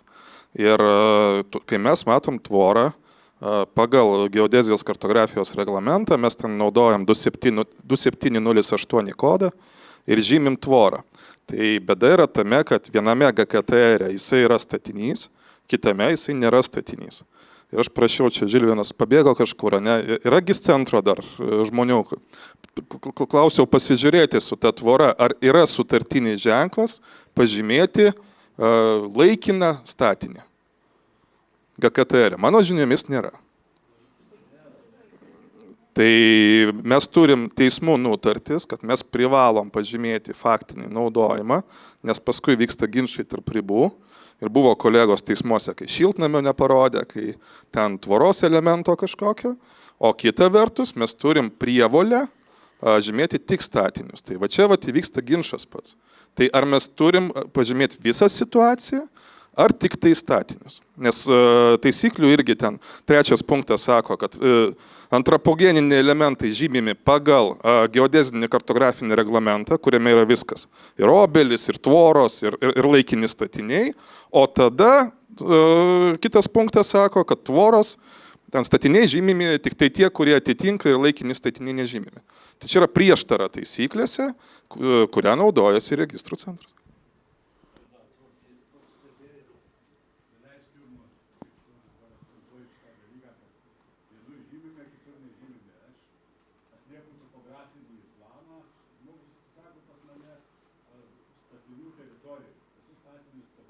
Nuotrauko įnešu ir po to tas žmogus sako, tai tu man atlik kadastrinius matavimus.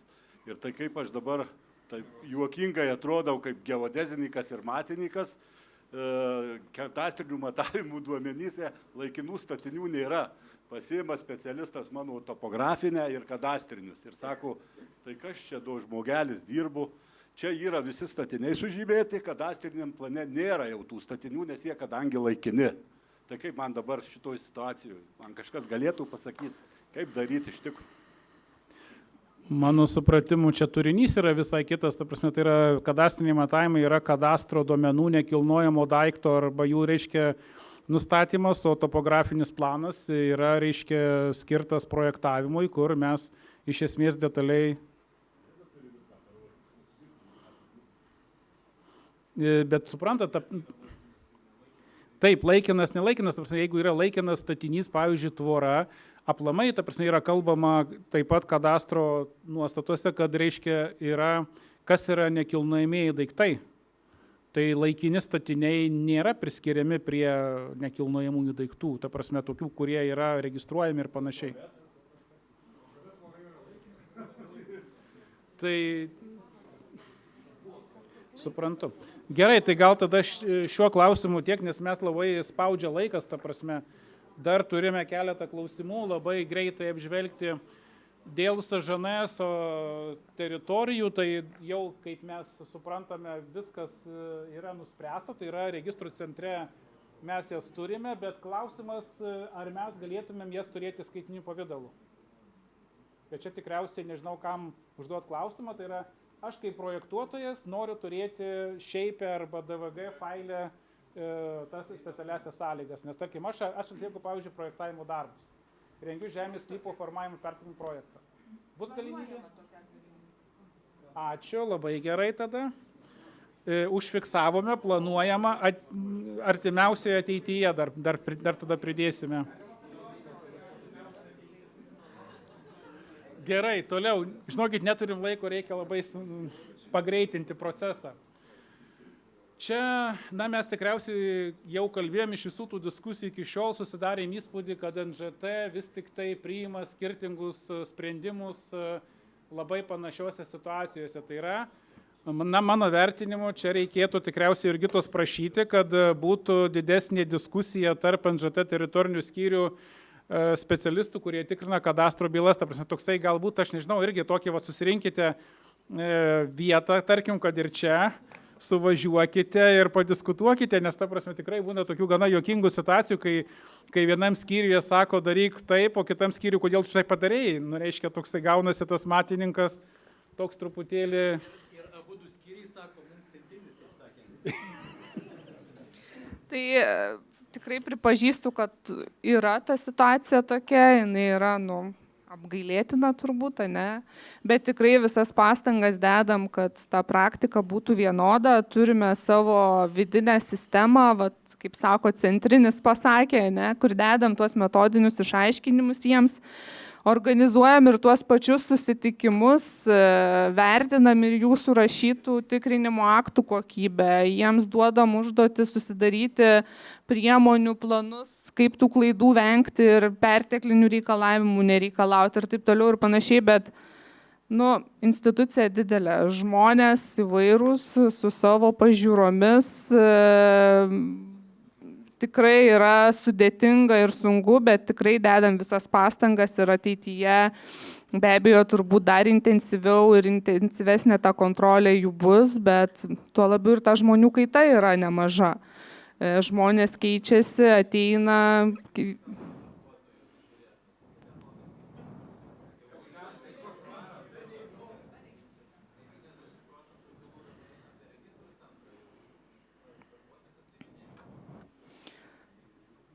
Ta prasme, tai matėt viziją 400 darbuotojų NŽT neteks, bet bylų tikrinimo procesas kol kas lieka nacionaliniai žemės tarnybai, tais atvejais, kuomet reikia priimti administracinį sprendimą dėl kadastro duomenų pakeitimo arba žemės sklypo suformavimo. Visais kitais atvejais registrų centras tikrina kadastro duomenų bylas. Kaip sakot?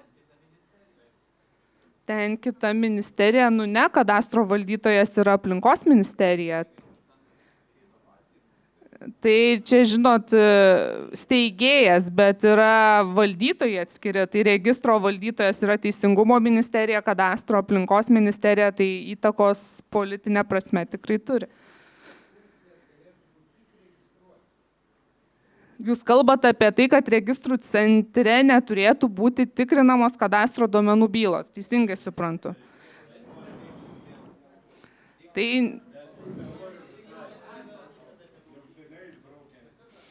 mes girdim, aplinkos ministerija irgi girdi turbūt ir irgi diskutuotinas klausimas.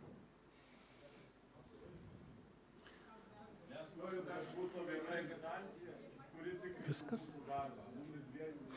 Dėkui.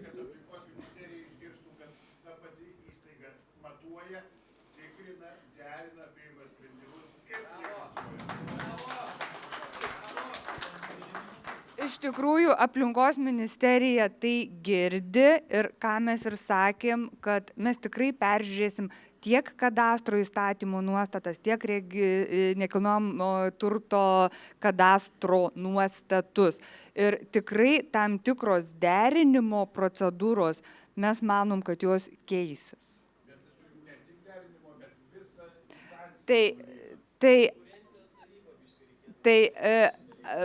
Kaip čia pasakyti, ką mes ir sakom, peržiūrėsim ir kadastro įstatymo nuostatas. Tai tikrai peržiūrėsim tuos dalykus. Tikrai. Dėkui, Kęstuti, užtenka. Tai aplinkos ministerijos jurisdikcijoje irgi yra ir statiniai, ir žemė. Dėkojam. Labai trumpas klausimas, ta prasme, čia tikriausiai Jurgitai norėsiu užduoti, ta prasme, tai yra, ar čia reikia riboženklio ar ne, tiesi linija.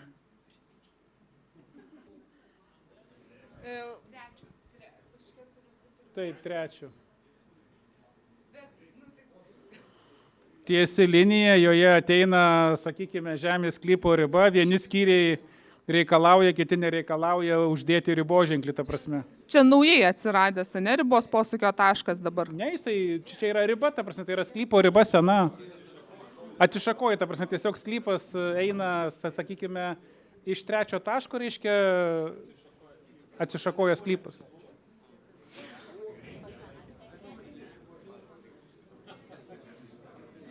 Geras klausimas iš tikrųjų, bet pagal ribų ženklinimo taisyklės kaip ir reikėtų. Nes ribos posūkio taškas, nesvarbu, ar jis ant tiesiosios ar ne, bet tai yra ribos posūkio taškas. Bet posūkio, nes aš, tarkime, ženklinimo taisyklėse... Ženklinamas ribos ženkliais. Ženklinimo taisyklėse yra įtvirtinta tokia nuostata, kad reiškia ribos posūkio taškas ten, kur sukasi riba, arba ne didesnis atstumas kaip 500 metrų. Šiuo atveju, ta prasme, kai kurie teritoriniai skyriai sako ženklink su riboženkliu, kiti sako, nes esmė yra tokia, kai bus ženklinamas tas greta esantis sklypas, pavyzdžiui, 3-4, tai tas matininkas, kuris tą ženklins sklypą, tai jisai gali susiklandinti, nes aš nežinau, kur ta riba, nes matininkas, kai nustatinės to sklypo kadastro duomenys, jis ir pasakys, kurioje vietoje tas trečias taškas, ar šiek tiek į viršų, ar šiek tiek į apačią. Jo, bet ribų ženklinimo taisyklėse yra išskirti atvejai, kuomet riboženkliai netvirtinami, ne? Tai ten nurodyta, jeigu sutampa su stabiliu objektu, jeigu ten pelkėje kokiu atstumu, ten visa kita ir taip toliau. Tai šito atveju nėra konkrečiai aprašyto. Tai reikėtų pagalvoti turbūt jo ir aprašyti, nes ir argumentai, aš manau, yra teisingi. Įžvalgos geros. Tai aš tikrai pasižymiu pas save, kad keičiant ribų ženklinimo taisyklės reikėtų šitą atvejį reglamentuoti. Nes tikrai logikos nematau tame, kad, kaip atsakot, įtvirtinti riboženklį, kai ten greitimas sklypas yra preliminariai matuojamas ir ateityje matuojant, ten ta riba galėtų suvaikščioti dar tam tikrą prasme. Negražų žodį naudoju, bet...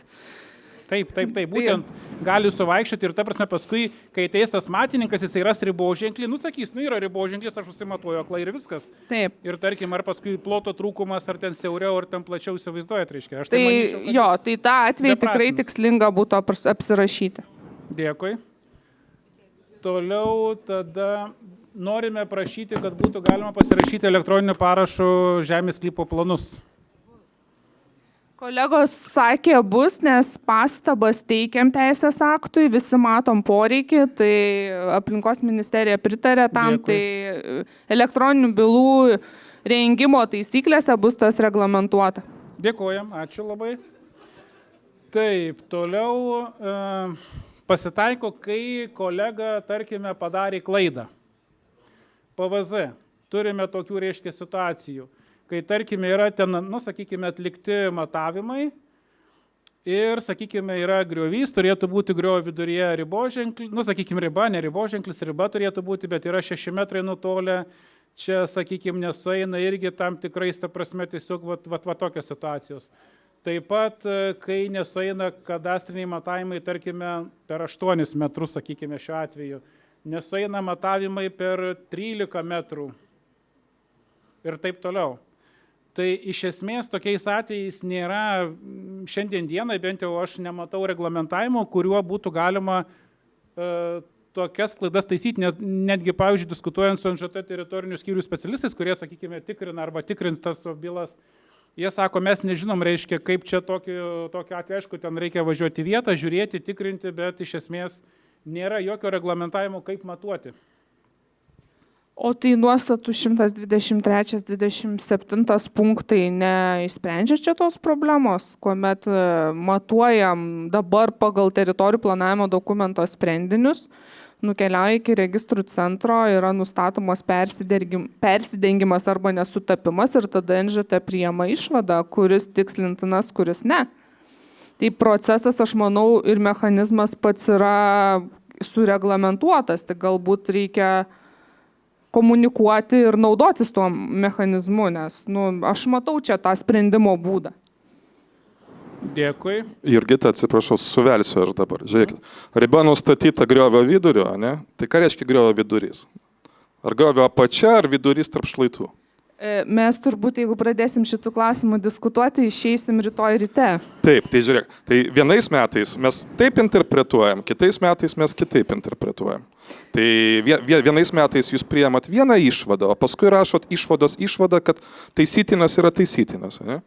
Tai turėtų būti kažkokia bendra nuostata, tai arba čia reikia riboženklių, vietovė, vienas taškas aiškus, ženklinam viską.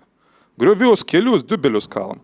Arba kažkoks kitas sprendinys turi būti, bet sprendimas, kur yra riba, turi būti vienareikšmiškas. Nes dabar iš tiesų, Tai pirmiausia, dar turbūt sprendimo reikia vienareikšmiško, kur yra griovio vidurys, ne? Grįšim prie to klausimo ir aš jau pati mintyse dėlioju, kad čia reikia sėsti su aplinkos ministerija ir diskutuoti, turbūt pasikviečiant ir jūs į tą diskusiją, nes dabar turim dvigubą poziciją ir nežinom iš tikrųjų, kaip toliau judėti. Bet čia gal nevėliam visų, nes tikrai diskusija užsitęs labai ilgai. Dėkui. Taip, tai čia tikrai bus diskusija tikriausiai į ateitį. Toliau sekanti tikriausiai yra visiems žinomas nuostatų 21 punktas. Labai populiarus, kiek pasižiūrim, dabar jau virš liktai 70-80 tūkstančių yra pateikta prašymų nuo pradžios, kai buvo per geoportalą reiškia teikiama. Čia turime tam tikrus, sakykime, tam tikras problemėlės, tai yra, tarkim, pirma problema, tai yra netiksli kartografinė medžiaga, brisai, tarkime, čia šiuo atveju yra situacija, kai, sakykime, yra nuo kelio viena, tai yra 79 metrai pamatuota kaip sklypo pabaigos riba, greitimybėje yra 350 sklyp, tai yra 351 sklypas. Čia šitoje vietoje pririšimas yra 98 metrai, tai įsivaizduojam, reiškia tas iš esmės sekantis sklypas, kuris yra, reiškia, greitimybėje, jo skirtumas yra 20 metrų. Ne valstybinė žemė yra, reiškia, pažymėta, jeigu suprantate, tai yra pažymėta kaip 2 greitimi sklypai ir projektai yra 2 greitimi sklypai.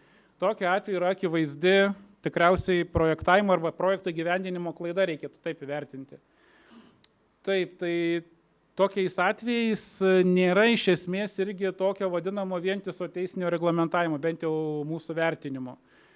Taip pat čia turime tokią situaciją, irgi 21 punktas, reiškia, kai atrodo lyg ir teritorijų planavimo sprendiniai sutinka su matuojamo žemės sklypo riba, bet teritorinio skyriaus išvadoje yra teigiama, kad ženklinant žemės sklypą vietoje pagal faktinio naudojimo ribas prakirstas spindžiant nustatytas ploto viršplotis, kuris yra neleistinų paklaidoje, todėl atliekant kadastrinius matavimus siūloma suformuoti ir paženklinti vietoje žemės sklypo ribas, kad plotas neviršytų maksimalios leistinos ribinės paklaidos, bei žemės sklypo ribas suderinti su greitimų žemės sklypų savininkais ir naudotojais. Tai iš principo mūsų vertinimu tai yra raginimas keisti sprendinius, ta prasme, nežinau. Čia tokį perliuką ištraukėt specialiai, ne? Tai per metus buvo parengta apie virš 8,000 išvadų. Be abejo, kaip aš sakau, tarnyba irgi deda visas pastangas, kad tos išvados būtų kokybiškai rengiamos. Kaip žinot, yra patvirtinta ir forma išvados direktoriaus įsakymų. Verčiame teritorinius skyrius ją vadovautis. Be abejo, sprendimas turi būti išvado irgi labai aiškus, ne? Arba tęsiam darbus, arba tikslinam teritorijų planavimo dokumentą ir tada tęsiam darbus, arba dar kažkoks tai variantas, jeigu galimas, ta prasme, bet jis turi būti aiškiai aprašytas ir nurodytas, ką toliau matininkas turi daryti, gavęs tą dokumentą. Argumentai taip pat turėtų būti aiškiai sudėliota, kaip ir yra nurodoma parengtoje išvados formoje, kuri yra, ta prasme, privalomai ją turi būti naudojamasi. Na, o kitas dalykas, nežinau, tai tas išvadas bet kokiu atveju skųsti reikia, ne? Tik tai vėlgi norėčiau atkreipti apskundimo tvarką. Tai apskundimo tvarka yra nurodoma kiekvienoj išvadai ir jeigu tai yra privatus žemės sklypas, išvada yra skundžiama administracinių ginčų komisijai arba tiesiogiai teismui. Jeigu tai yra valstybinis žemės sklypas matuojamas, išvada skundžiama iš ankstinių ginčų nagrinėjimo tvarka nacionaliniai žemės tarnybai. Tai,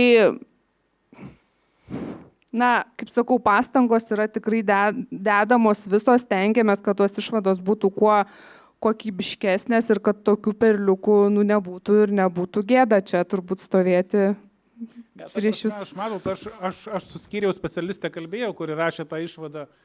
Tai jinai sako, jeigu kartais gretimam sklypui truktų, nes iš esmės iš tikrųjų nėra viršita nei viena, ta prasme, visi sprendiniai, tai yra tie linijos ilgiai, jie yra arba trumpesni, arba atitinkantis, reiškia, abriso duomenys. Tai ir netgi matosi, ta prasme, iš esmės yra visur grioviai, čia kvartalinė, ta prasme, kelias, kurio negali pakeisti, lieka 2 vietos, tai yra čia, siaurinti, sakykime, stumti sklypo ribą arba šičia, ta prasme, tai yra 2 vietos. Ir aš paskaičiavau, norint tai padaryti, tai gaunasi, ta prasme, tiesiog reikia toksai, ir svarbiausia yra tie vadinami spindžiai, šiuo atveju čia yra miškas, ta prasme, yra spindžiai, yra rasti riboženkliai, reiškia, čia matosi akivaizdžiai naudojimas visiškai kitas, ta prasme, ir šičia yra, reiškia, vadinami kapčiai ir ten ribos, ir esmė yra tame, sako, tai tu sumažink sklypą, kaip galima sumažinti, sakau, nes čia toks atvejis, kai yra viršplotis, ta prasme, jie būna gana reti, bet, reiškia, pasitaiko. Tai šiuo atveju aš matau tikrai daug kas apribota stabiliais vietovės objektais, tai tikrai nepaliksit tarpų tarp stabilių vietovės objektų arba tarp žemės sklypų jau kažkokių, tai mano supratimu sprendimas tikrai galbūt, nesiryžtų čia vertinti dabar ekspromtų šitos konkrečios situacijos, bet tikrai išvadų būna netgi tokių teritorinių skyrių keistų ir tas yra kaip pripažintina, kai sklypas yra pribotas keliu ir upeliu, sakykime, ne? Ir linijos ilgis yra tarp kelio ir upelio, teritorijų planavimo dokumente sprendinys toksai, bet linijos ilgis, sakykime, abrise nurodytas 300 metrų, atlikus matavimus 320 ir teritorinis skyrius sako, atsitrauk ir išlaikyk tą 300 metrų ilgį. Tai labai dažnai tada tokiam specialistui užduodu klausimą, o tai kurioje vietoje atsitraukti, nuo upelio ar nuo kelio? Sako, nuo upelio. Sako, kodėl ne nuo kelio tada, ne? Logikos prasme. Tai aš manau, kad mes vadovaujamės teritorijų planavimo dokumento sprendiniais ir jeigu yra aiškus stabilus objektai apribojantys žemės sklypą, tai net turbūt diskusijų neturėtų būti, kad mes turime išlaikyti abrise nurodytus linijų ilgius ir palikti kažkokius tai tarpus tarp tų stabilių vietovės objektų. Tai čia šiuo atveju yra išlaikyti, čia yra tik tai tiesiog reiškia, esmė yra tame, kad ploto skaičiavime čia buvo matyti klaida padaryta. Plotas tai yra išvestinis dalykas apskritai, ne kadastrinių matavimų metu, mes tai sakom, kad tai yra pirmiausia ribos, o po to plotas, o ne plotas ir po to ribos. Dėkui už komentarą. Aurelijau, aš atsiprašau. Žiūrėk, mes čia šituos visus iki ryto turit laiko, ne? Tai čia tik pusė bus. Iki pirmadienio. Tai jo. tiek būtų tada trumpai.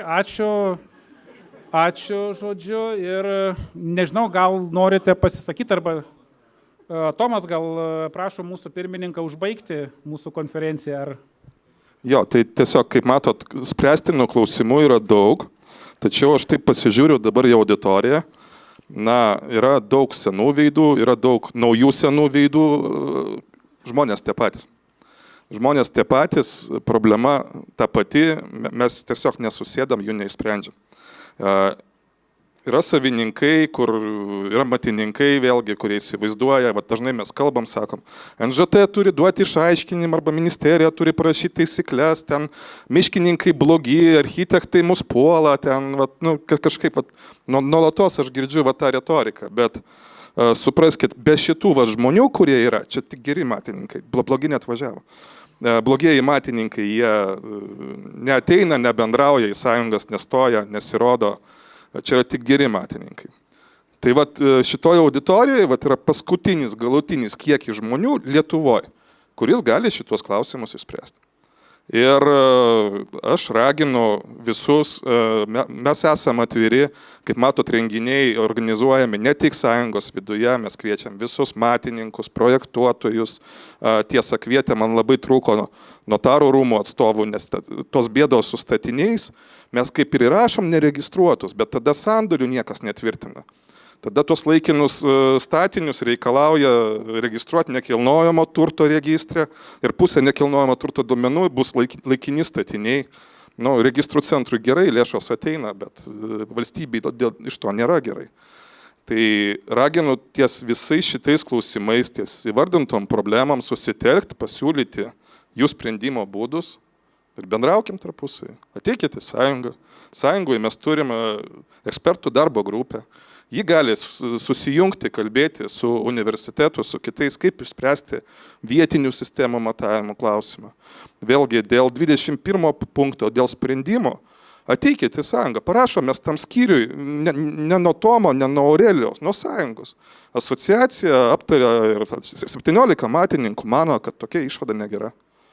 Nu, tegul tada tas specialistas sako, žinot, jūs čia niekas, o aš čia karalius esu. Nu, pabandom tokiu būdu vienytis tada, nes jeigu aš kažką padarau blogai, ateina man matininkas kolega, sako, Tomai, žiūrėk, tu čia nepamatavai nuo kampo, nuo kažkokios kitos vietos. Man kaip specialistui mano klaida yra aiški.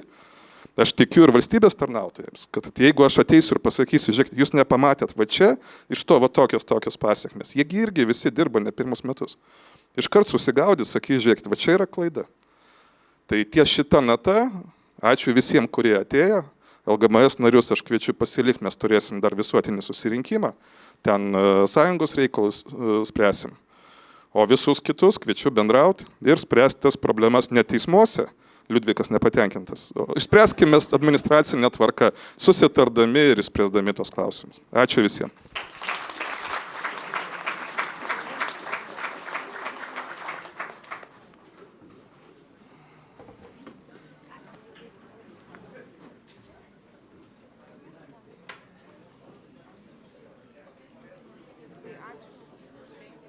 Ačiū Jums, kad išklausėte. Jo, iš tikrųjų, gal Jums reikia parašyti ten kokį nors raštelį, kad ten tokių nebūtų, ar ne?